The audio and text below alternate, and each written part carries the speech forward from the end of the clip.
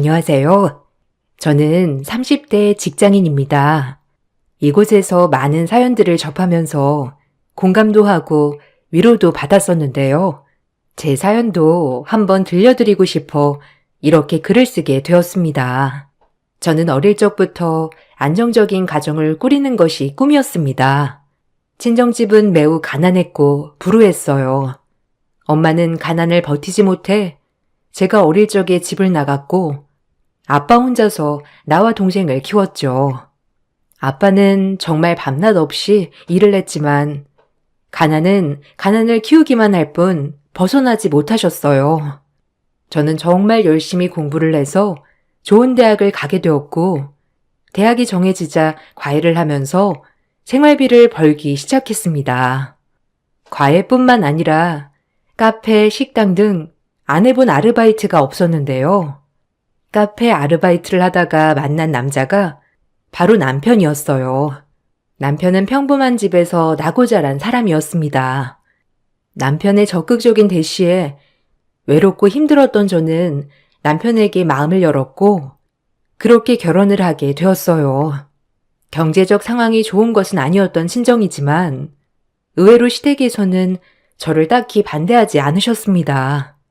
그 이유는 저도 뒤늦게 알게 되었네요. 남편, 아니 시댁 식구들은 절약 정신이 정말 강했어요. 연애하면서 남편의 절약은 어느 정도 알고 있었지만 결혼을 하고 나서는 정말 심각했죠. 당신 벌써 화장실 물을 내려버린 거야? 왜? 대변이라도 봐서 물을 내린 건가? 아니 소변을 봤으면 몇 번 더 보고 내려도 되는 거 아니야. 물세가 얼마나 비싼데 고작 한두 번 소변 봤다고 내려버리면 어떡해? 거기다가 휴지는 왜 이렇게 많이 써? 딱 3칸이면 되는걸. 여보, 이미 충분히 소변 쌓아놨어요. 당신은 코도 없어요? 지금 화장실에 온통 찌린내뿐인데 이거 그냥 두면 아무리 청소해도 계속 남아있어서 안 돼요. 이 정도면 충분하고 당신이 말하는 건 정말 너무한 것 같아요. 아니 물 부족 국가에서 이렇게 물을 펑펑 쓰는 게 어디 있어? 하여튼 아끼는 게 하나도 없어. 이번은 그냥 넘어갈 테니까 다음에는 꼭 5번은 소변 보고 물 내리도록 해. 아휴, 당신 정말 너무하네요. 물 한 번 내린다고 그게 10,000원, 20,000원이나 되는 것도 아니고 제발 그냥 평범하게 살 수는 없어요? 당신이랑 나랑 버는 돈이 얼만데 고작 몇천 원 오르내리는 거 가지고 이렇게 싸워야 해요? 그렇다고 내가 물을 온종일 틀어놓고 사는 것도 아닌데 어쩜 이렇게 사치하는 것 마냥 얘기를 해요? 아니 그럼 이게 사치가 아니면 뭐야? 충분히 아껴서 쓸 수 있는 걸 당신은 안 하고 있는 거잖아. 당신이 아껴서 쓰면 쓸수록 수도세는 점점 더 적게 나올 테고 지금까지 그걸 다 봐놓고서는 왜 이제 와서 딴소리지? 그리고 당신이랑 나랑 무슨 평생 돈 벌 줄 알아? 앞으로 무슨 일이 있을 줄 알고 지금 버는 돈을 생각해? 남편과의 결혼은 편하지가 않았습니다. 남편은 결혼 생활을 시작하고 나서 정말 둘도 없는 짠돌이가 되었어요. 특히나 집안에서 쓰는 모든 것은 일회용이라 하더라도 여러 번 사용해야 했었죠. 밖에서 하는 외식조차 쉽게 했던 날이 없었어요. 이런 남편과 사는 것도 괴로웠지만 더 괴로웠던 것은 시모였네요. 남편보다 더한 사람이 바로 시모였습니다. 너 잠깐 이리 좀 와봐라. 이거 보니? 너 밖에서 이딴 거 사 먹고 다니니? 아주 돈이 흘러 넘치는구나. 너 이렇게 우리 아들 돈 가지고 밖에서 커피나 이런 거 사 먹고 다니는 거냐? 뼈 빠지게 돈 벌고 있는데 이딴 거나 처사 먹으면서 돈 쓰고 다니는 거냐고? 도대체가 가난한 집 딸이라고 해서 좋아했더니만 아주 아낄 줄을 모르는구나. 너 진짜 가난한 집 딸 맞니? 혹시 네가 이렇게 돈 마구 쓰고 다녀서 가난해진 건 아니고? 어머님, 무슨 말씀을 그런 식으로 하세요? 제가 가난한 집 딸이라서 결혼 허락하셨다고 하는 건가요? 그리고 제가 밖에서 커피를 마시면 얼마나 마신다고 그렇게 얘기를 하세요. 남편만 일을 하는 게 아니고 어머님 저도 밖에서 일해요. 일하다 보면 커피 한 잔 할 수도 있는 거고요. 그리고 이거 다 제가 사 먹는 것도 아닌데 왜 그렇게 말씀하세요? 아니, 그럼 이렇게 쌓여있는 커피컵들은 다 뭐니? 내가 이런 것도 모를 줄 알고 얘기를 하는 거잖아. 너 시애미를 어떻게 보고 그렇게 무시해? 아주 친정이 가난하다고 해서 돈 좀 아낄 줄 알겠구나 했더니만 밖에서 커피나 사 먹고 다니고. 너 저렇게 밖에서 사 먹다가는 네 친정 꼬락선이 쫓아가는 것밖에 더 되겠어? 우리 아들이 매달 돈 벌어다 줘도 네가 다 써버리면 돈이 모이겠냐고. 어머님, 저희 집 그런 식으로 욕하지 마세요. 그리고 저희 생활비 각자 알아서 각출해서 모으고 있고 나머진 용돈으로 알아서 쓰고 있어요. 그리고 지금도 쓸데없이 쓰는 돈 하나도 없습니다. 어머님이 저희가 쓰는 돈에 대해서 참견하실 일은 아닌 것 같아요. 뭐? 얘가 어른이 얘기를 하면 네, 알겠습니다. 죄송합니다.가 먼저 나와야지. 큰 소리 내는 건 어디서 배워먹은 버르장머리야? 너 내 아들 돈 한 푼이라도 써봐. 정신이 제대로 박힌 애인 줄 알았더니만 허참 기가 막히네. 내가 너희 나쁘라고 얘기하는 거겠니? 아껴서 나중에 너네한테 도움되라고 하는 말이야. 어쩜 시애미가 얘기한다고 다 욕하는 줄이나 알고 너 그렇게 쓰고 다니다가는 나중에 땅을 치고 후회해. 시어머님께서는 불시에 집으로 찾아와 쓰레기통이며 수납장이며 몰래 다 뒤져보시고는 마음에 들지 않는 부분이 있으면 퇴근을 할 때까지 기다리시다 저에게 크게 화를 내시곤 했습니다. 신혼 초반에는 왜 그러실까 생각도 많이 들었지만 점점 시간이 지나면서 서운한 마음보다는 시어머님에 대한 분노가 마음속에 자리를 잡는 듯 했죠. 남편에게 얘기를 해봤자 남편은 시어머님이 다 우리들 좋으라고 하는 말이라며 오히려 시어머니가 하는 말이라면 먼저 반기를 드는 저의 태도가 더 이상하다고 말을 했죠. 당신 어머님께 좀 말해주면 안 될까? 아무리 그래도 부부가 없는 집에 불시에 찾아와서 수납장이며 쓰레기통이며 다 보시고서는 화를 낸다는 게 나도 당황스럽고 불편해서. 거기다가 요즘은 화장지나 이런 것도 어느 정도 줄어들었는지 보시는 모양이더라고.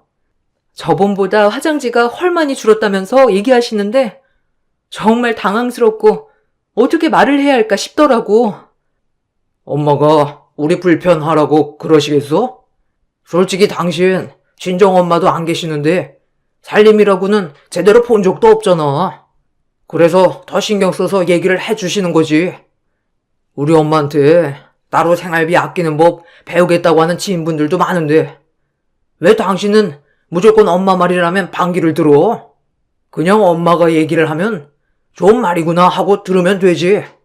정 듣기 싫으면 한 귀로 듣고 한 귀로 흘려. 나도 처음에는 그러려고 했는데 점점 심해지시잖아.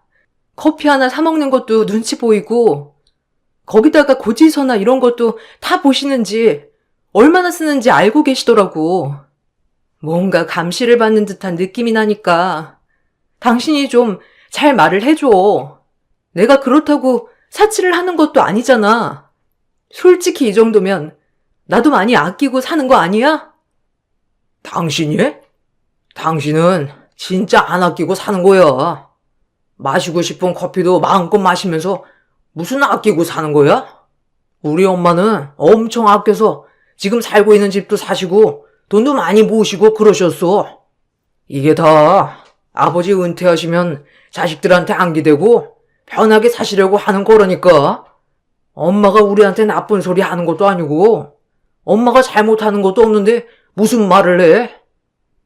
시어머니가 막말을 퍼부을 때마다 저도 매번 대응을 했지만 시어머님께서는 큰 타격이 되지는 않았는지 소용이 없었습니다.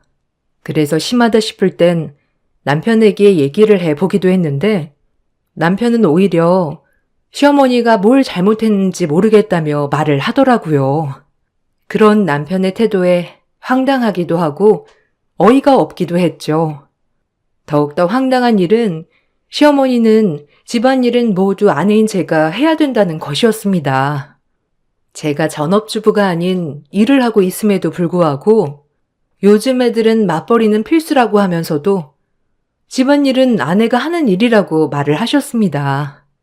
처음 제가 남편과 더 이상은 아닌 것 같다 생각을 했던 때가 있었는데 그때 남편에게 집안일을 시킨다고 시어머니께서 아주 크게 화를 낸 날이었어요. 저보다 일찍 퇴근을 한 남편이 집에서 쓰레기를 들고 나오는 걸 시어머님께서 보고 잔뜩 화가 나셨던 날이었죠. 너, 내가 내 귀한 아들 쓰레기 버리라고 너 받아들였는 줄 아니? 어떻게 여자애가 쓰레기 하나 꼼꼼하게 버리지 못해서 밖에서 힘들게 일하고 온 남편을 시켜? 그러라고 니네 친정에서 가르치디? 아니지. 넌 친정엄마도 없으니까 배워먹은 게 없으니 이렇게 남편 못 시켜서 안달인 거니? 어떻게 된 게 가난한 집 딸이라고 해서 수그리고 살 줄 알았더니만 절약도 못해, 집안일도 못해, 뭐 하나 제대로 하는 게 뭐가 있니? 네? 어머님, 저도 밖에서 일하고 들어온 거예요. 그리고 집안일이라고 해봤자 쓰레기 하나 버린 것뿐인데 그거 하나 했다고 이렇게 난리친 거예요? 제가 전업주부였다면 쓰레기 버리는 거 제가 했겠죠. 근데 그것도 아니고 같이 늦게까지 힘들게 돈 벌어서 오고 있는데 저는 집안일까지 해야 된다고요? 저는 그렇게 한다는 사람 한 번도 못 봤습니다. 뭐? 네 주변에는 다 개념도 없다니? 누가 하늘 같은 남편 쓰레기 버리는 걸 시켜? 뭘 잘했다고? 그리고 또박또박 말대꾸야? 시어머니가 지적하면 잘못했구나 생각을 해야지.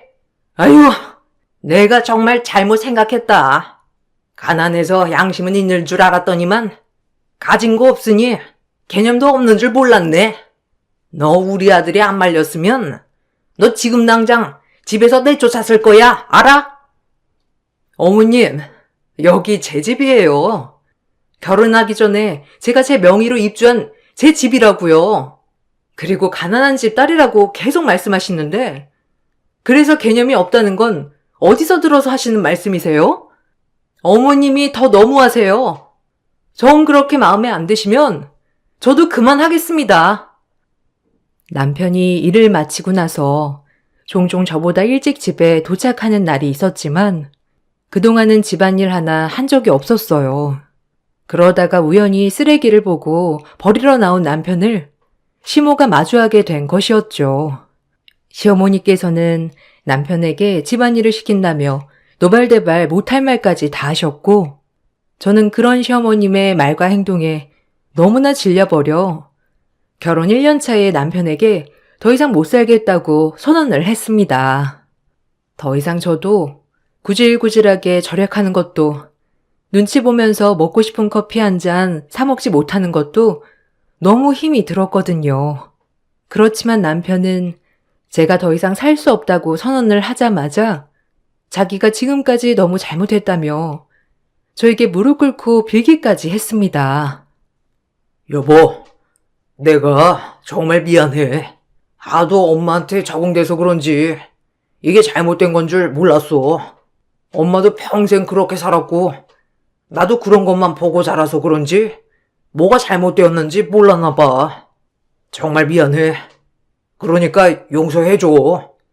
내가 앞으로는 당신 커피 사 먹는다고 잔소리도 안 하고 화장실 물 내리는 것도 간섭 안 할게.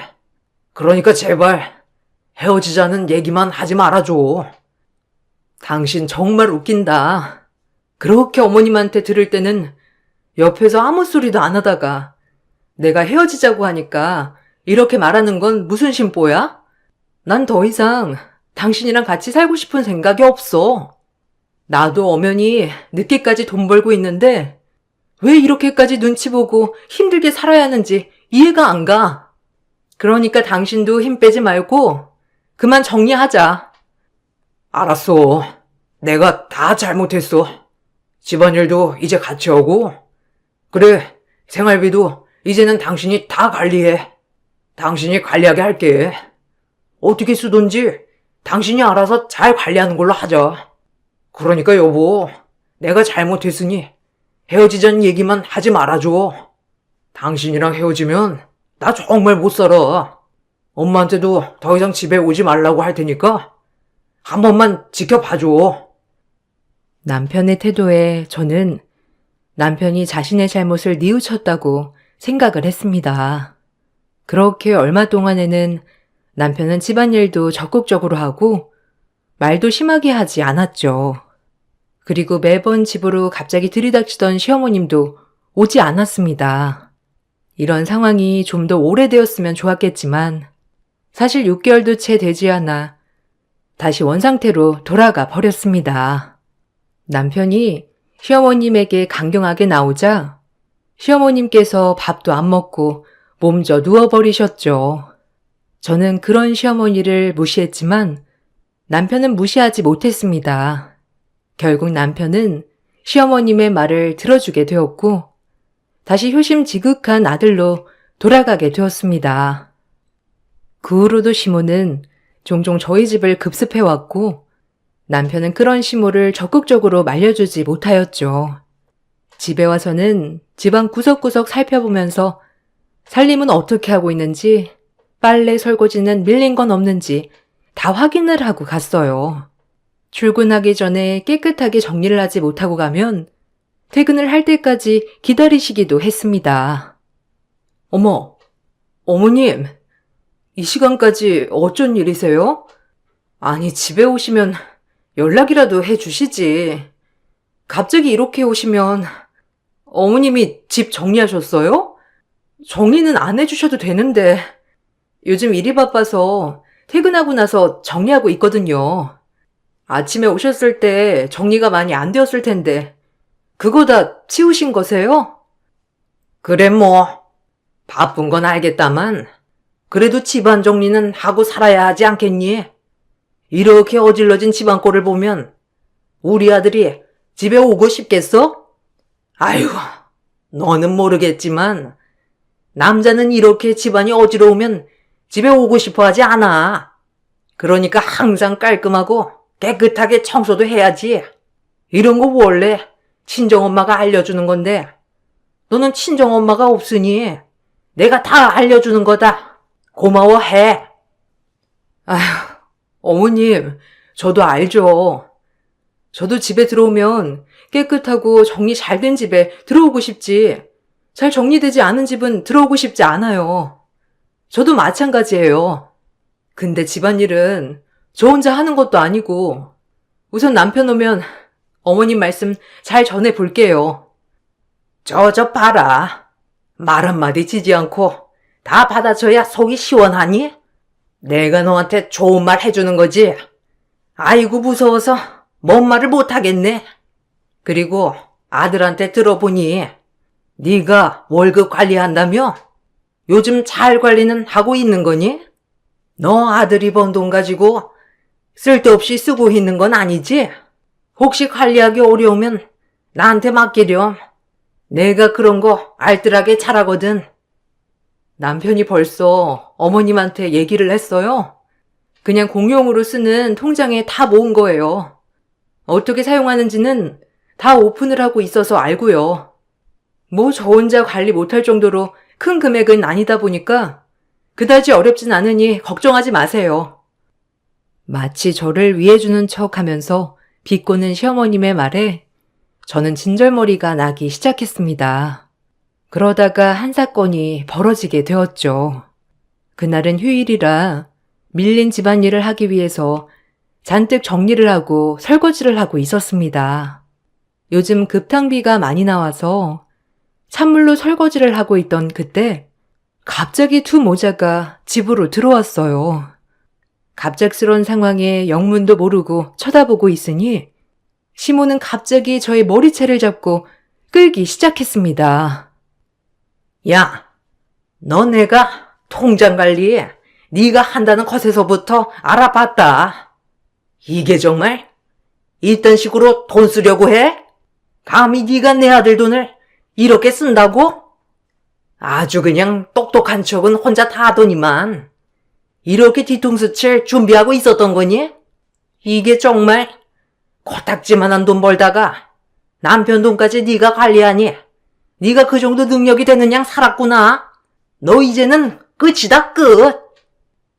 어머님, 갑자기 왜 그러세요? 여보, 어머님 좀 말려봐. 어머님, 일단 진정하시고, 왜 그러시는지 얘기 좀 해보세요. 이렇게 제 머리 잡아당기시지만 마시고, 어떤 일인지 말씀을 해주셔야 제가 대답을 하죠. 제가 거기다가 흥청망청 돈을 쓰다니요? 저희 다 오픈해서 관리하고 있다고 말씀드렸잖아요. 근데 갑자기 이렇게 말씀하시니 저도 어떻게 말해야 할지 모르겠어요. 이것 봐라. 모르는 척하네. 너 요즘 집에서 난방 틀어놓고 사니? 그렇게 고이고이 아껴서 잘 쓰고 있다고 한 게 바로 이런 거니? 이거 봐라. 네가 눈이 있다면 똑바로 뜨고 봐봐.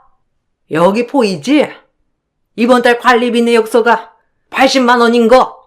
너 이거 어떻게 설명할 거야? 도대체 뭘 했길래 집에서 관리비가 80만 원이나 나와? 너 똑바로 얘기 못해? 어머님, 고작 관리비 때문에 이러시는 거세요? 관리비가 그렇게 많이 나왔다면 무슨 이유가 있겠다는 생각은 안 하시고요? 도대체 이게 뭐길래 제 머리까지 잡으실 정도예요? 정말 이것 좀 놓고 말을 하세요. 고작? 너는 80만 원이 고작이라는 거니? 그래, 그럼 그 고작 80만 원 네 친정아비한테 나가서 받아와. 그게 아니면 내 아들 돈에서 한 푼이라도 쓸 생각하지 말고 그대로 가서 네 친정에서 다 뺏거라. 어떻게 돈 관리 맡긴 지 얼마나 되었다고. 벌써 흥청망청 써댔으니 이렇게 알기라도 한 게 다행이라고 생각해야 하나? 시모는 제 얼굴로 종이 한 장을 던졌습니다. 시모가 던진 종이를 펼쳐서 보니 관리비 내역서였습니다. 이번 달 관리비 내역서에 80만 원이 적혀 있었죠. 남편 역시 제 머리를 잡고 있던 시모를 전혀 말리지 않았습니다. 오히려 어머님께 죄송하다면서 자신이 며느리를 잘못 들인 것 같다면서 어머님께 사과를 할 뿐이었죠. 두 모자의 행패에 어이가 없었던 그 순간 문이 열리고 부랴부랴 들어온 것은 시아버님이셨습니다. 시아버님은 저를 보면서 사색이 되시고서는 시어머님을 멀리 떨어뜨리셨고 저를 챙기셨습니다. 그 모습을 보면서 황당해하는 시어머님과 남편을 향해 그동안의 일을 모두 전해주셨죠. 당신 어떻게 고작 80만 원에 며느리 머리채를 잡을 수가 있어? 아무리 시어머니라고 해도 그렇지. 모두가 다 정답은 아닌데 왜 당신은 정답인 양 얘기를 하고 있느냐고? 아유, 내가 며느리 볼 낯이 없다 없어. 미안하다. 내가 못나서 지금 이 지경까지 오게 되었구나. 관리비는 내가 다 감당할 테니 너는 걱정하지 말거라. 당신이 뭘 감당해? 제가 다 써제낀 건데 뭘 감당한다는 거냐고? 당신이 몰라서 하는 말인데 얘네 월급 관리 다 제가 하고 있었어. 그러다 보니 매달 이것저것 사치를 하는 것 같더라고. 그러니 관리비가 80만 원이나 나오지? 당신 생각해봐. 우리는 그 추운 겨울 눈 펑펑 오는 날도 무리해서 보일러 틀어본 적 있어? 없잖아. 이렇게 절약도 안 하고 마구잡이로 쓰고 있는데 내가 화가 안 나겠어? 우리 아들이 고생고생해서 번 돈으로 자기가 이렇게 다 쓰겠다는데 정말 화가 머리끝까지 나는 게 부모지. 아유, 당신 정말 못됐다. 여보, 나 직장에서 잘렸어. 아니, 잘린 지 이제 4달이나 지났어. 그동안 당신한테 얘기하려고 여러 번 시도했는데 얘기해봤자 당장 수입도 없고 직장이나 구해보고 말을 하자 싶었어. 그렇게 이리저리 알아보면서 직장을 구하고 있었는데 사실 우리 나이에 써주는 곳도 없었어. 그래서 사돈 어른이 하시는 곳 경비를 구한다고 해서 내가 그걸 해보려고 했지. 근데 당신은 그때 사돈 경비를 한다면서 얘기를 하니 당신 정말 직업을 했잖아. 그런 당신한테 어떻게 말을 해? 당신이 일을 잘린 거랑 무슨 상관이라는 말이야? 그럼 지금까지 출근한다면서 갔던 곳은 어디고? 매달 들어온 월급은 뭐며? 출근 시간 동안 도대체 어디서 뭘 하고 다녔던 거야? 그게 당신 몰래 나 여기 와서 지냈어. 출근하는 척 매일 밖을 나섰는데 정말 갈 곳이 한 곳도 없더라. 그동안 절약한다면서 친구들이나 주변 지인들한테 밥 한 끼 제대로 사줘본 적도 없고 거기다가 늘 얻어먹기만 하니 사실 네 옆에는 아무도 없어 지금. 공원에서 있던 날에 얘가 날 보고 집으로 가자며 데리고 온 거야. 너 이게 사실이야? 근데 왜 지금까지 아무런 말도 하지 않았어? 왜? 이제 시애비가 돈 벌 일도 없어지니까 너한테 수그리면서 살라고 말하려고 말을 안 한 거니? 어떻게 너는 새까맣게 시어머니도 속이고 남편도 속여? 아주 너 대단하구나. 이런 것도 말도 안 하고 그래서 시아버지 비밀 지켜준다고 돈도 알아서 펑펑 쓴 거니? 어머님, 그런 게 아니고요. 아버님께서는 어머님 불편하셔서 이렇게 저희 집에 와 계셨던 거예요. 아버님이 어머님께 여러 번 직장 잘렸다는 거 얘기하려고 하셨지만 어머님께서 매번 그런 것에 경악하고 못마땅해 하셔서 말씀하실 수 없으셨대요. 그래서 아버님께서 간곡하게 얘기하지 말아달라고 하셔서 말씀 못 드렸던 거고요.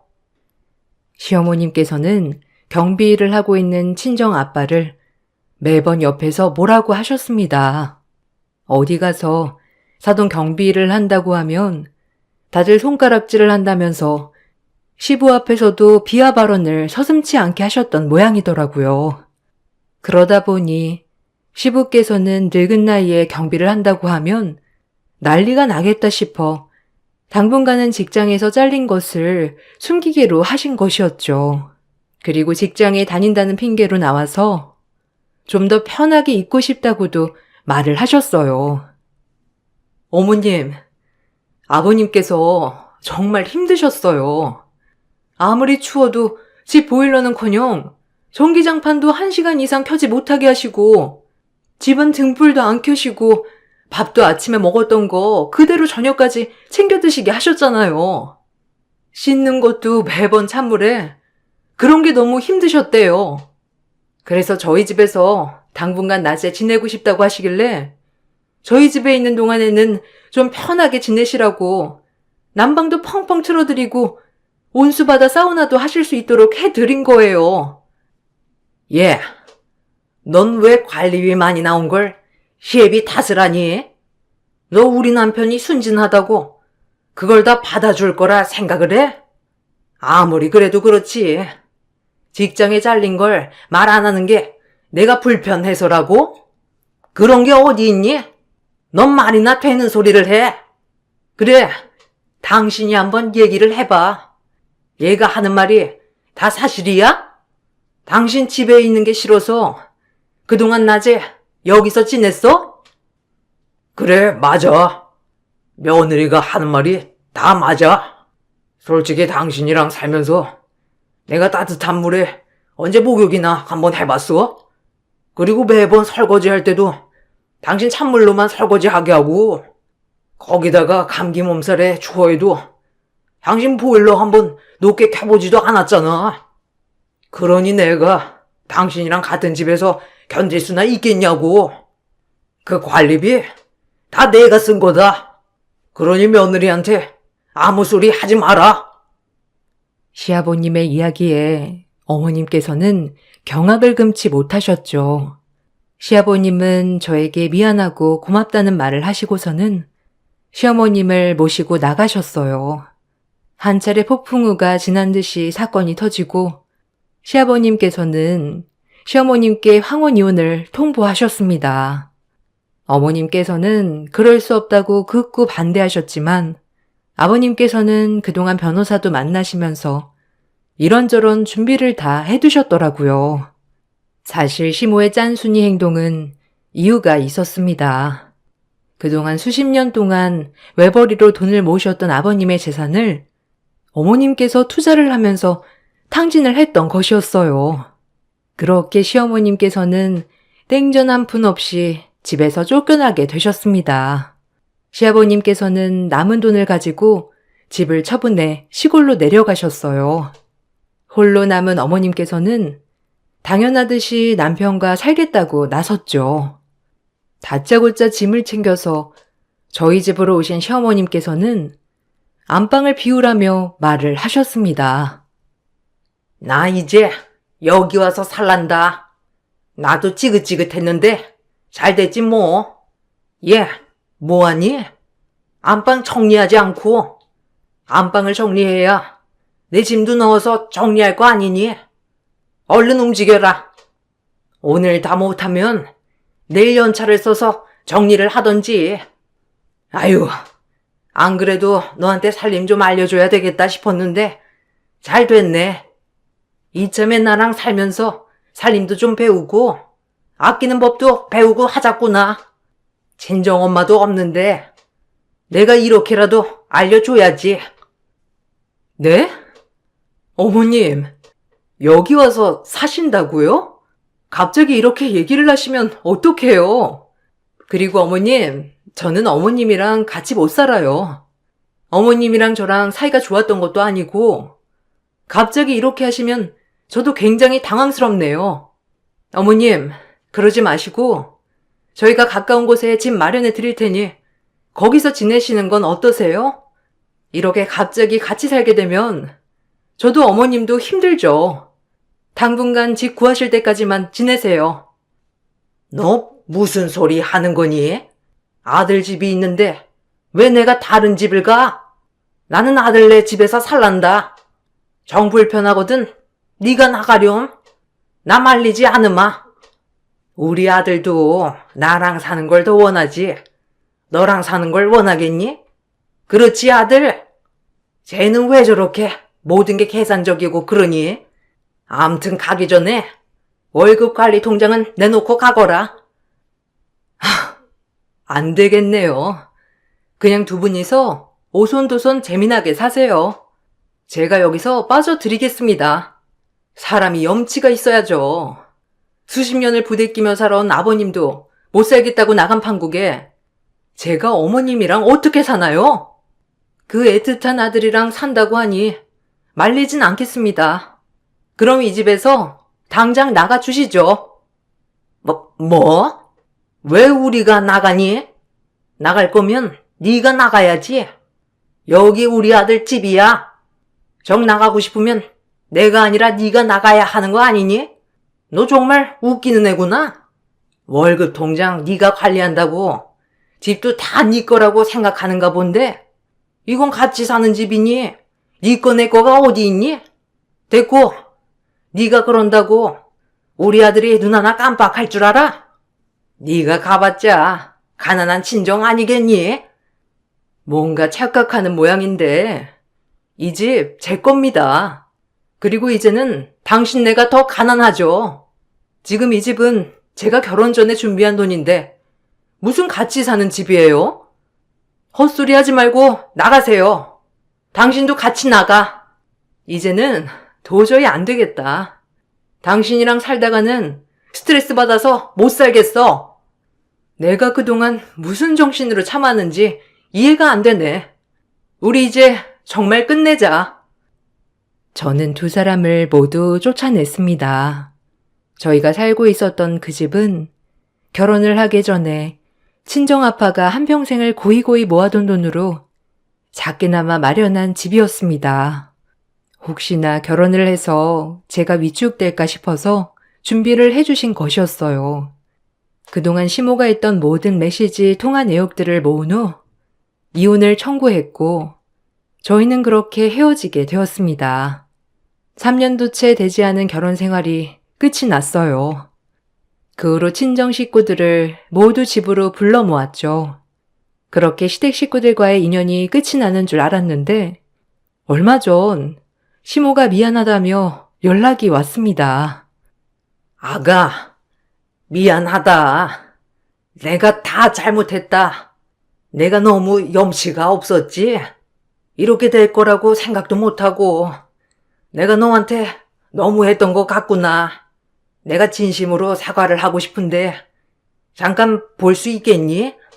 아들도 요즘 연락이 안 되고 그러는데 혹시 너랑 연락은 하니? 아무리 전화를 해도 받지도 않고 혹시나 전화번호가 바뀐 건지 싶어서 말이야. 아끼고 아끼면서 모은 돈들은 다 어디 가고 이러세요? 똥똥거리면서 살 것처럼 해놓고서는 이제 와서 저한테 아쉬운 소리 하시는 이유가 뭐죠?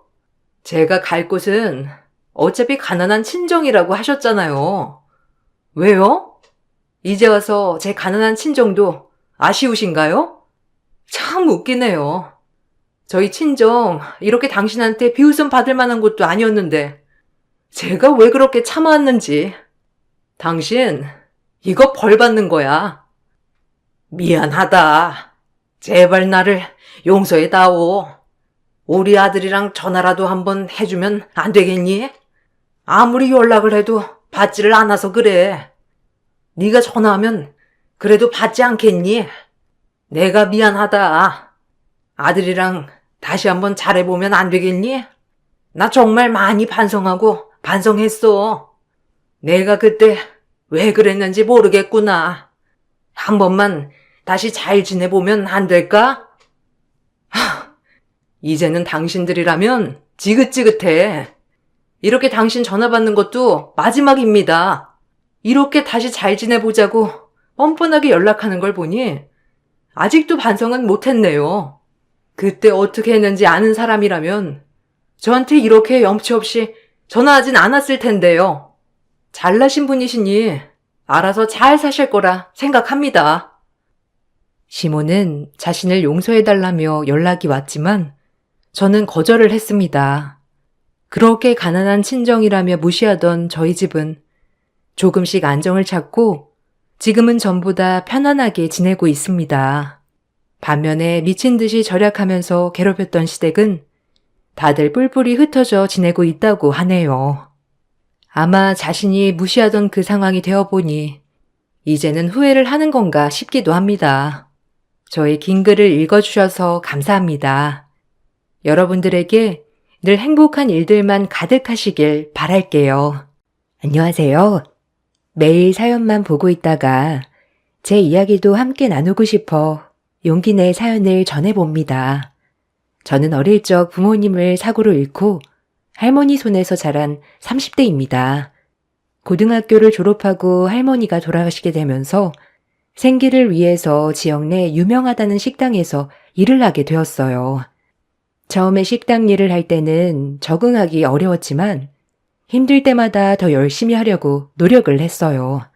처음에는 설거지만 했었는데 점점 적응을 하면서 홀에서 근무를 하고 마침내 사장님께서 음식을 만드는 것까지 알려주셨답니다. 그렇게 5년을 그 가게에서 일을 했습니다. 그러다 외국에 나가 살고 있었던 남편과 처음 만나게 되었어요. 남편은 국내로 취직을 하게 되면서 들어오게 된 것이었죠. 몇 차례 마주치다 보니 남편과 친해지게 되었고 결국 남편과 사랑을 하게 되었답니다. 비밀로 만남을 이어나가던 도중에 우리 두 사람에게 새 생명이 찾아오게 되었어요. 결국 혼전 임신으로 결혼을 하게 되었습니다. 처음에는 시부모님께서 결혼을 탐탁치 않아 하셨어요. 임신을 했기 때문에 어쩔 수 없이 결혼을 허락해 주시긴 했지만 저에게 곁을 내어주시진 않으셨답니다. 처음에는 임신을 했어도 결혼을 반대하셨지만 결혼하지 않고서도 낳겠다는 저의 말에 수락을 해 주셨거든요. 그러다 보니 초반에는 저에게 무척 냉담하게 대하셨어요. 가게에 출근을 해도 말을 시키지 않으실 정도였죠. 그래도 저는 시부모님을 저의 친부모님처럼 알뜰살뜰 챙겼어요. 저도 가족의 사랑이 고팠고 부모님이 생겼다는 것이 너무나 기뻤거든요. 임신을 한 몸이지만 매일같이 시부모님 가게로 나가서 매일 일을 도와드렸답니다. 저의 노력에 시부모님도 마음이 열리셨는지 어느 순간 저를 받아주시기 시작하셨어요. 결정적으로 시부모님이 저를 받아주셨던 이유가 있었어요. 시아버님이 지병이 있으셨는데 늦은 밤 홀로 가게를 정리하다 쓰러지셨던 적이 있었거든요. 그때 마침 제가 가게불이 켜져 있는 걸 보고 들어왔다가 시아버님을 발견하고 바로 병원으로 옮겨서 다행히 치료를 받으셨어요. 그때 이후로 시아버님 건강은 더 나빠지긴 했지만 그래도 생명을 살리게 되었다며 시어머님이 그때 이후로 저를 받아주셨죠. 저도 시부모님이 처음에 저를 탐탁치 않아 했던 것은 이해할 수 있었어요. 시부모님께서는 식당을 40년 동안 운영하셨고 늦은 나이에 남편을 낳아 애지중지 길러오셨어요. 남편이 하고 싶다는 건 다 해주면서 아끼고 아껴 키운 자식이었는데 갑자기 직원을 임신시켜 결혼을 한다고 하니 제가 더 마음에 들지 않았던 것이었죠. 그렇지만 저의 노력으로 시부모님은 인정을 해 주셨어요. 가게 서빙뿐만 아니라 음식을 만드는 것도 옆에서 도와드리고 재료 관리 등등 가게 전반적인 일을 도맡아 했답니다. 아침에 일어나 가게 문을 닫을 때까지 쉴 틈 없이 열심히 일을 도와드렸어요. 몸이 힘들기는 했지만 시부모님에게 인정을 받았고 남편도 그런 저의 노력을 알아주었기에 힘들다 생각이 들지 않았던 것 같아요. 그렇게 결혼 후 3개월 만에 저는 시부모님의 인정을 받을 수 있었답니다. 그러던 중 갑작스레 유산을 하게 되었어요. 가족들은 모두 다 놀랬지만 저는 얼른 몸을 추스리려고 노력했습니다. 시부모님께서는 자신들이 처음부터 받아주지 않아 유산을 한 것이 아닌가 싶은 마음이 드셨는지 매번 미안해 하셨어요. 남편 역시 유산 이후 많이 힘들어 했었죠. 그렇지만 모두가 힘든 시기를 지내오면서 가족에는 더 끈끈해졌던 것 같아요. 그 시기 이후론 저를 정말 딸처럼 생각하고 더 아껴주시고 항상 챙겨주셨답니다.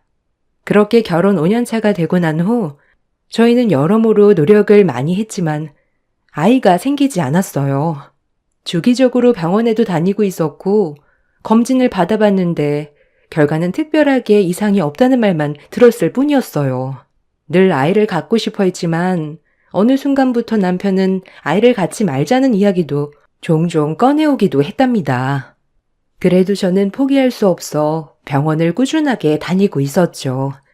얼마 전 다니고 있던 병원 아래층에 있던 카페에서 남편과 어떤 여자가 같이 있는 장면을 보게 되었어요. 그 길로 카페로 들어가 볼까 싶었지만 순간 그동안의 남편의 행적이 떠오르더라고요. 요즘 들어 남편은 매번 피곤하다며 관계를 피했고 약속이 있다면서 외출하는 시간도 많아졌어요. 특히나 매번 시부모님과 함께하던 저녁 식사 자리에도 잘 참석하지 않았고 잘 다니던 직장까지 그만둔 상황이었어요. 수상하다 생각이 들어 남편이 잠든 사이 남편 차 블랙박스를 보게 되었습니다. 그때 영상이 아직까지도 머릿속에서 지워지지 않을 정도로 충격적이었어요. 남편은 바로 카페에 있던 여자와 외도를 하고 있었습니다. 블랙박스에 녹음된 음성에서는 남편과 상간녀가 다정하게 대화를 나누고 있었어요. 심지어 두 사람은 만날 때마다 숙박업소로 향했더라고요. 남편이 타고 다니던 차와 입고 있던 명품 옷들, 신발 모두 제가 시부모님 가게에서 하루 종일 일하며 번 돈으로 샀던 것인데 이걸 가지고 외도를 저지르고 있다며 화가 났어요. 그렇지만 동시에 떠올랐던 것은 저를 누구보다 아껴주시는 시부모님이었죠. 블랙박스 영상을 보고 분노가 치밀어 올랐지만 어떻게 해야 할지 아무런 생각이 나지 않았어요. 한참을 영상을 보며 울다 집으로 돌아오니 많은 생각이 들더라고요. 남편이 외도를 저질렀다는 것은 너무나 분노할 만한 일이었지만 그동안 저는 시부모님과의 관계를 개선하기 위해 노력했을 뿐 남편과의 시간을 보낸 적이 없었더라고요.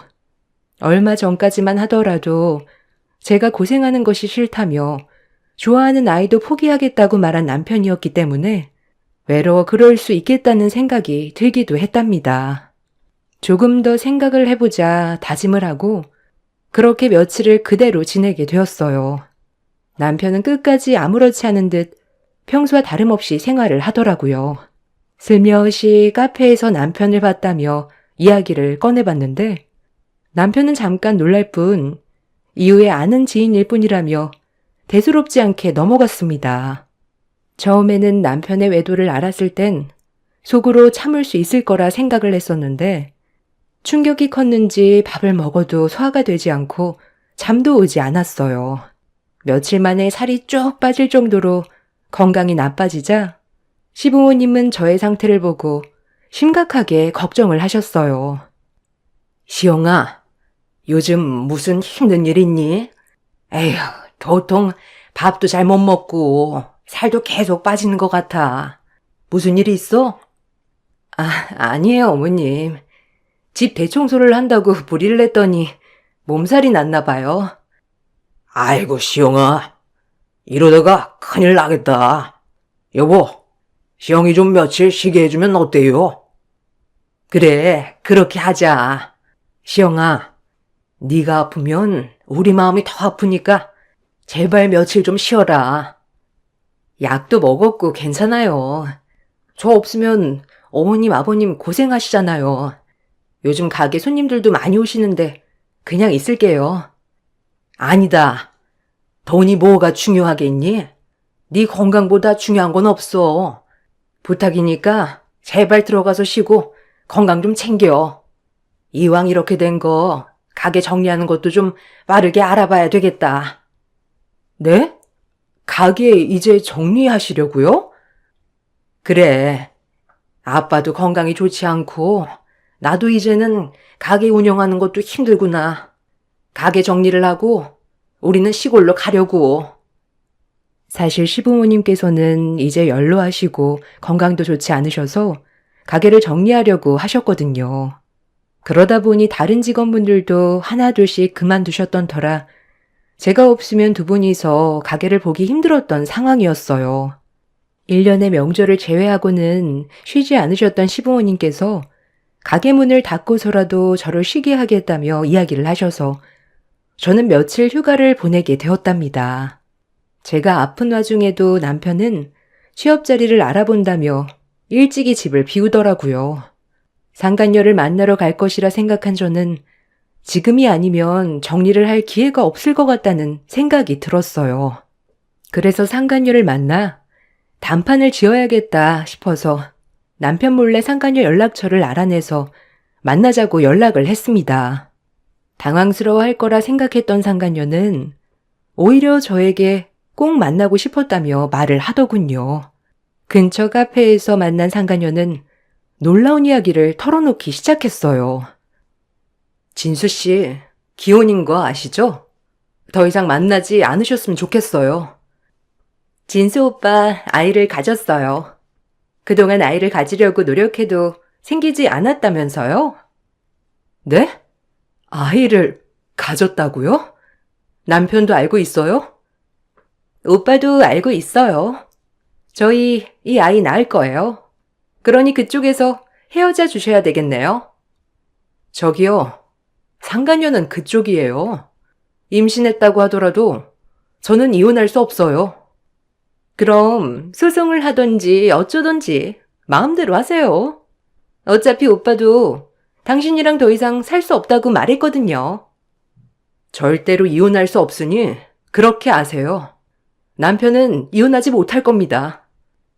참나. 역시나 구하라고 하더니 자존심이 하나도 없네. 저기요.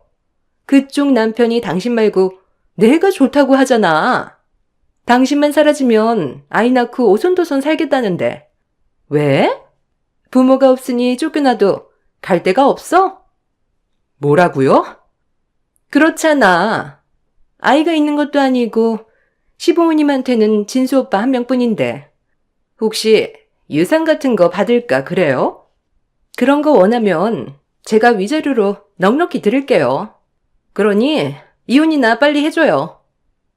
외도를 저지르고서도 당당한 상간녀에게 저는 할 말을 잃었습니다. 거기다가 부모가 없다는 것까지 이야기를 하는 걸 보면 기가 차더라고요. 더 이상 대화가 통하지 않을 거라 생각하고 집으로 돌아온 저는 버티고 있었던 정신까지 놓고 말았죠. 며칠을 아무것도 하지 못하고 꼼짝없이 침대에 누워 있었답니다. 상간녀에게 이야기를 들은 건지 남편은 며칠 동안 집에 들어오지도 않았네요. 시부모님께서는 안부를 물으러 전화를 해 오셨지만 거기에 남편의 외도를 하고 있다는 것은 이야기하지 못했어요. 연로하시고 거기다가 몸도 좋지 않으신데 이 사실까지 알려지게 되면 충격에 큰일이 날 수도 있겠다 싶어 우선 말을 하지 않기로 결심했습니다. 그러던 중 갑자기 현관벨이 울리기 시작했어요. 올 사람이 없는데 하고 생각하며 문을 연 순간 그 앞에는 시부모님이 음식을 바리바리 싸가지고 오신 걸 발견했답니다. 어머, 어머님, 아버님, 어떻게 오셨어요? 이게 다 뭐예요? 갑자기 찾아와서 놀랬지? 전화 받는 목소리가 영 좋지 않아 보여서 진수한테 전화했더니 자긴 바쁘다고 끊어버리고 밥은 잘 챙겨 먹는지 약은 먹는지 걱정돼서 와봤단다. 몸은 좀 괜찮니? 밥은 먹었어? 시모의 말에 저는 그 자리에서 앉아 펑펑 울기 시작했어요. 어머님과 아버님은 아무런 말도 하지 않으시고 저를 토닥이며 위로를 해 주셨어요. 그동안 시부모님은 저희 집에 한 번도 찾아오시지 않으셨어요. 혹시나 불편할까봐 저를 배려해서 집에 오시지 않으셨는데 얼마나 걱정이 되셨으면 음식을 바리바리 챙겨서 찾아오셨을까 생각이 들더라고요. 시부모님께서는 저를 달래서 방에 데리고 와 쉴 수 있게 해주셨고 가지고 오신 음식으로 밥상을 차려주셨어요. 며칠 동안 아무것도 먹지 못했었는데 시부모님이 차려주신 음식으로 덕분에 밥을 먹을 수 있었습니다. 시부모님께서는 제가 그동안 더 말라진 모습을 보시고 너무나 안타까워 하셨어요. 시영아, 왜 이렇게 살이 많이 빠졌어? 무슨 일이 있으면 나에게 꼭 얘기를 해다오. 어머님, 별일 없어요. 금방 나아질 거예요. 오히려 어머님, 아버님 얼굴이 어두우신데 무슨 일 있으세요? 아이고, 시영아. 우리 걱정은 하지 마라. 우리는 이제 나이가 들어서 힘이 없는 거지만 너는 아직 젊잖니. 걱정할 일은 없는 거지? 그런 거 전혀 없어요. 금방 괜찮아질 거예요. 어머님, 아버님이 직접 밥을 차려주시니 밥도 잘 넘어가는 것 같아요. 밥을 먹고 나서 어머님, 아버님께서는 저희 침실을 보고 놀라셨어요. 계절이 바뀐 지 한참인데도 이불을 전혀 교체하지 않았었거든요. 시영아, 침대 커버가 너무 얇은 것 같다. 엄마랑 아빠가 바꿔줄 테니까 너는 거실에 잠깐 나가 있으렴. 어머님, 나중에 제가 바꿀게요. 신경 쓰게 해드린 것 같아 죄송해요. 아니야, 시영아. 너는 내 딸이야. 며느리가 아니고 내 딸이라서 더 마음이 아프다. 얼른 건강해져야지. 그래, 시영아. 금방 바꿔주고 우리도 가볼게. 잠시만 거실에 있어. 시부모님의 말에 저는 거실로 가 앉아 있었어요. 그때 그동안 보이지 않았던 남편이 갑자기 문을 열고 들어왔답니다. 현관에 시부모님 신발이 있었는데도 그걸 보지 못했는지 들어오자마자 저를 보고는 옆에 있던 물건들을 마구 던지기 시작했어요. 말려보려고 했지만 남편은 막무가내로 소리치면서 들으려고도 하지 않았네요. 한참을 물건을 던지면서 소란을 피우던 남편은 겨우 진정하고 이야기를 하기 시작했어요. 너 수연이 만났어? 만나서 뭐라고 했길래 걔가 하루 종일 누워만 있어? 걔 때리기라도 한 거야? 뭐? 여보, 당신 제정신이야? 내가 걔 만났다고 지금 이러는 거야? 그래, 걔 내 아이 임신했어. 당신이랑 아무리 노력해도 안 된던 걸. 걔는 벌써 임신했더라. 검사에도 아무런 이상 없다고 당신이 이야기했지? 근데 5년을 노력했는데 어차피 당신이랑은 애정도 없고 더 이상 살고 싶은 마음도 없다. 부모님 시골로 내려가면 이제 정리하자. 여보, 무슨 소리야. 그리고 그 얘기는 나중에 다시 해. 지금. 무슨 다시 해? 지금 이야기 끝내자. 수연이 너 때문에 쇼크 받아서 지금 힘들어해. 당신 임산부한테 행패 부린 거야. 이거 고소하면 당신도 큰일 나는 일이라고. 수연이 쇼크 받았으니까 합의금으로 5천만 원 내놔. 뭐? 합의금? 지금 내가 합의금을 줘야 한다는 거야? 무슨 말도 안 되는 소리야. 수연이가 쇼크를 받았다고. 너 이러다가 아이라도 잘못되면 네가 책임질 거야? 외도도 모자라서 상간녀 임신한 걸로 지금 날 협박하는 거야? 그래. 수연이 만난 지 3개월도 안 됐는데 걔는 벌써 임신했다더라. 너는 아무리 노력해도 되지 않았던 걸 그런 애한테 협박을 해? 합의금 내놔. 남편은 어처구니 없게도 상간녀가 나로 인해 쇼크를 받았다며 합의금을 달라고 했어요. 저는 황당했지만 남편은 막무가내로 소리를 치며 요구를 했습니다. 그동안 충격으로 기운이 없어 쓰러져 있었던 것은 난데 남편은 아픈 저는 안중에도 없고 상간녀만 챙기고 있는 상황에 마음이 쓰렸습니다. 남편은 직장을 그만두고 수입도 없었던 상황이었는데 혹시나 남편이 기가 죽을까 제가 시부모님 가게에서 일하며 번 돈으로 생활하라며 줬었거든요. 시부모님도 저를 생각해서 더 넉넉하게 월급을 주셨는데 뼈 빠지게 일하고 번 돈을 상간녀와 희낙낙거리며 썼을 걸 생각하니 미치겠더라고요. 더 이상은 안 되겠다 싶어 남편에게 단호하게 이야기를 했습니다. 나 한 푼도 줄 수 없어. 그리고 당신이랑 이혼도 못해. 아니, 안 할 거니까 그렇게 알아. 거기다가 합의금을 달라고? 오히려 받아야 하는 건 나야. 정리하고 돌아오면 조용히 넘어갈 테니까 제발 정신 차려. 야, 나 너한테 이제 애정 없어. 너 우리 엄마 아빠 돌아가시면 혹시나 떨어질 거 있을까봐 그러냐? 그런 거 단 한 푼도 너한테 못 주니까 지금 당장 나가. 아니, 합의금은 내놓고 나가. 그 돈도 결국 우리 부모님이 주신 거잖아. 이거 왜 그래? 내가 받은 돈은 정당하게 일해서 받은 돈이야. 거기다가 시부모님께 유산 받을 생각도 없어. 정신 차려 제발. 여보, 이러지 마. 이게 정말? 너 돈 있는 거 다 알아. 지금 당장 내놔. 좋은 말로 할 때 안 내놔? 아무리 소리를 쳐도 자신의 말을 들어주지 않자 남편은 저에게 손을 올리려고 했어요. 그때 조용했던 집안에 띵동 하면서 핸드폰 알람이 울렸답니다.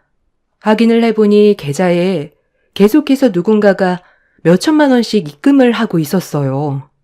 깜짝 놀란 표정으로 핸드폰을 보고 있으니 제 핸드폰을 뺏어든 남편이 더 놀라 말하더군요. 야, 너 이거 무슨 돈이야? 너 돈 없다는 거 순 거짓말이었네. 얼른 돈이나 이체해. 아니, 이게 뭐지? 이거 내 돈 아니야.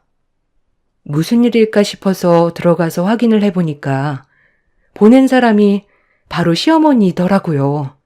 놀라서 가만히 핸드폰을 보고 있었는데 안방문이 벌컥 열리며 시부모님이 나오셨습니다. 지금까지의 이야기를 다 듣고 계셨던 것이었어요. 남편은 그 모습을 보고 깜짝 놀랐어요. 시부모님은 엄청 화가 난 얼굴로 남편에게 소리를 치셨습니다. 남편은 그런 게 아니라며 해명을 하려고 했어요.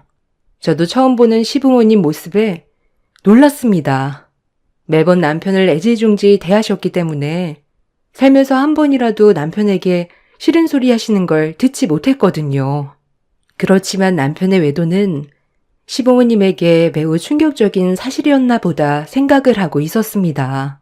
그런데 제가 듣게 된 이야기는 더 충격적이었어요. 사실 시부모님은 남편의 외도 사실을 알고 있었다며 이야기를 시작하셨어요. 그뿐만 아니라 다른 이유로 시부모님은 더 이상 남편을 아들로 생각할 수 없다고 말하시더라고요. 너 저번에 가게에 왔다가 간 적이 있었지? 그때 네 손에 들려 형이 줄 음식들 보내려고 나가다가 네 전화 소리를 듣게 되었다. 근데 뭐 부모님이 오늘 내일 하시니 이제 가게에 판 돈은 모두 네 거라고?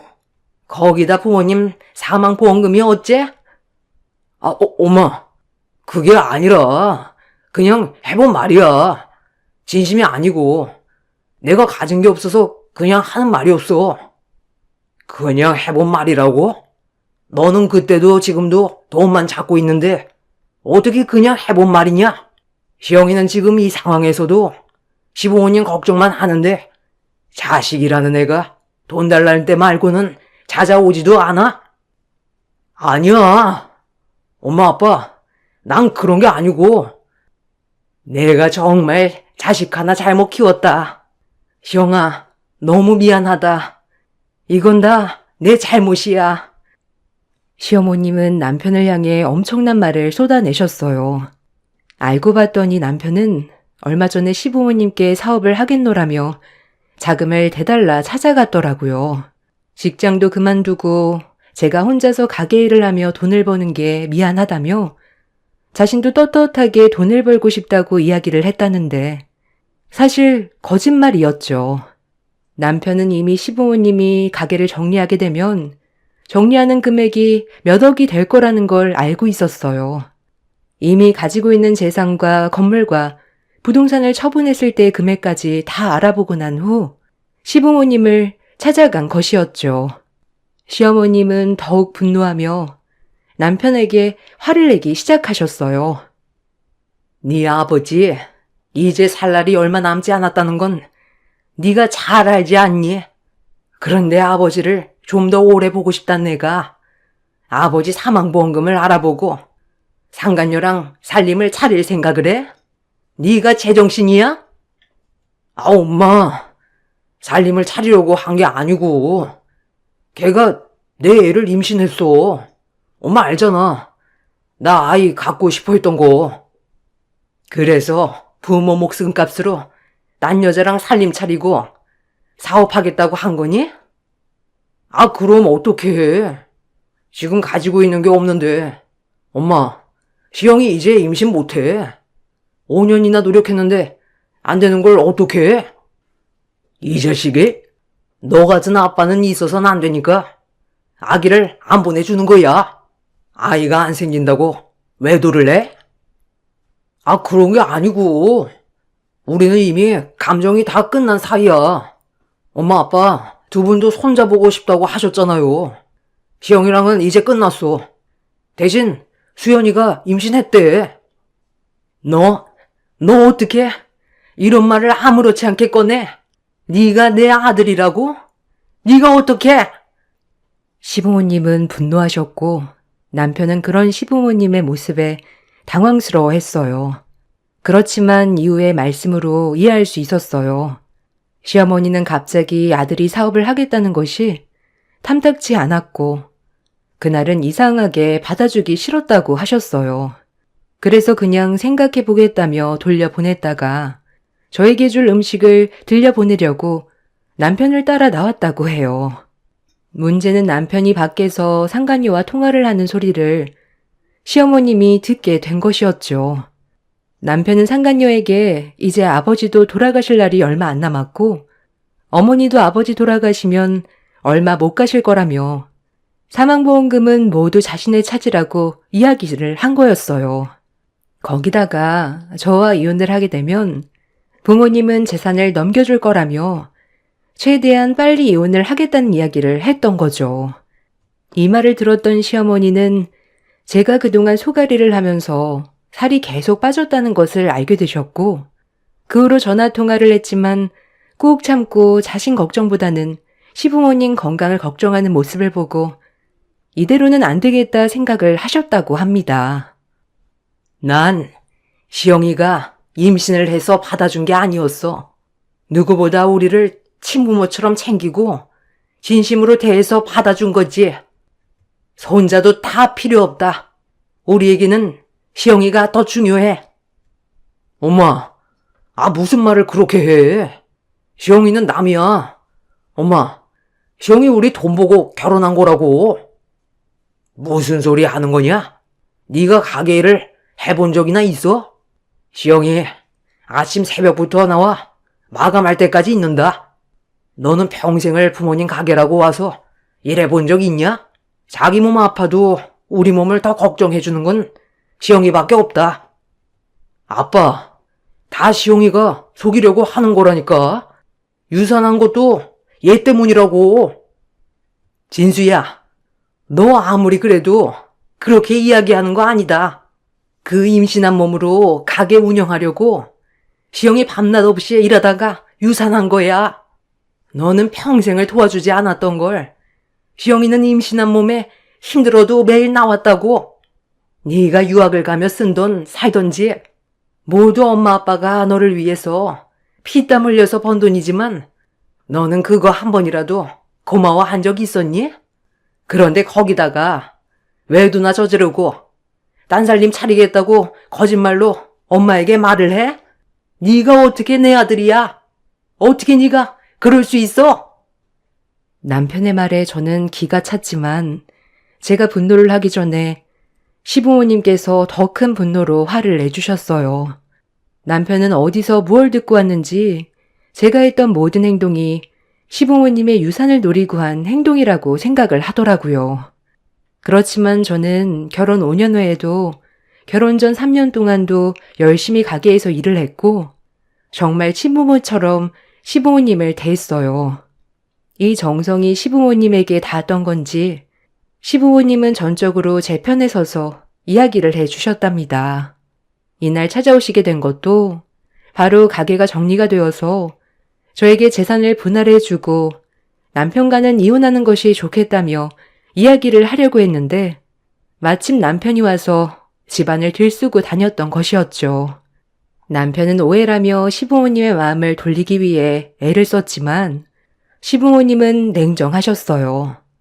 나중에 모든 것을 정리하고 시어머니와 잠시 이야기를 나누면서 하는 말을 들어보니 시부모님의 마음이 이해가 가더라고요. 알고 보니 시어머니는 어릴 적 신부가 바람이 나 혼외 자식을 낳았다고 하셨어요. 마음의 상처를 입었던 시어머니의 친모께서 갑자기 돌아가시게 되면서 마음의 상처를 입게 되었다고 말씀하셨어요. 시어머니께서는 결혼을 절대 하지 않겠노라 다짐을 했지만 시아버님의 지극정성인 마음을 받아들이게 되었고 결혼을 하신 거라며 이야기를 하셨어요. 어릴 적 자신이 받았던 상처를 자식이 똑같이 받지 않도록 더 사랑과 애정으로 자식을 키웠는데 결국 돌아온 것은 자식이 자신의 친부와 마찬가지였다는 것에 모든 것이 부질없다는 것을 알게 되셨다고 해요. 시영아, 나는 어릴 적 가족의 정을 모르고 살아서 내가 커서 가정을 꾸리게 되면 어떨까 걱정이 많았어. 진수가 태어났을 때도 내가 경험한 일들은 겪게 하지 않으리 굳게 다짐을 했었고 힘들고 어려운 순간에도 진수는 편안하게 해주려고 노력했단다. 그런데 결국 이 모든 것이 다 부질없는 것 같구나. 자식을 잘못 키운 죄가 나에게 있으니 내가 사과를 하고 싶어. 어머님, 그런 말씀 마세요. 어머님은 누구보다 자식을 먼저 생각하시고 키우셨어요. 이건 어머님의 잘못이 아니에요. 그러니 너무 마음 쓰지 마세요.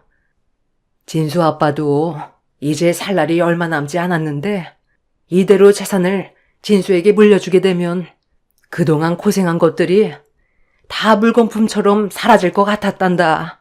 너는 정말 내 딸이나 다름없어. 알지?